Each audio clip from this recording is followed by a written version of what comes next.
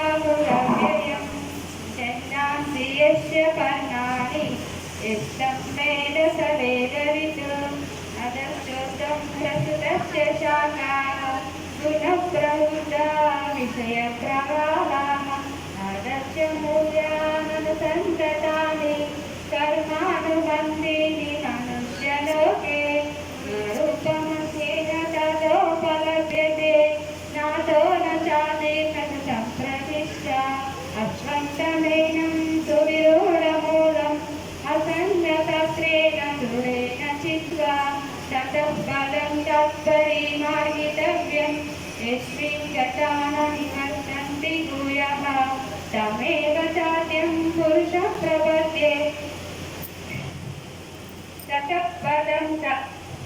रूपमस्येह ततोपलभ्यते नातो नासदिन्न स सम्प्रतिष्ठा नातो न तदिन्न स सम्प्रतिष्ठा अश्वत्थमेनं सुविरूढमूलम् असङ्गशास्त्रेण दृढेन चित्वा ततःपदं तत्परिमार्गितव्यं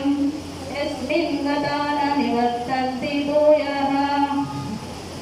यतः प्रवृत्ति प्रस्तुता पुराणी तमेव साध्यं पुरुषः ततःपदं तत्परिमार्गितव्यं यस्मिन् गता न निवर्तन्ति भूयः तमेव साध्यं पुरुषं प्रपद्ये तमेव साध्यं पुरुषं प्रपद्ये यतः प्रवृत्ति प्रस्तुता पुराणी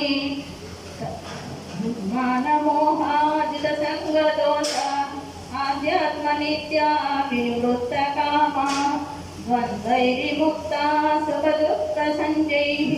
गत्यन्त्यमूढा पदमव्ययं ततो न तद्भासय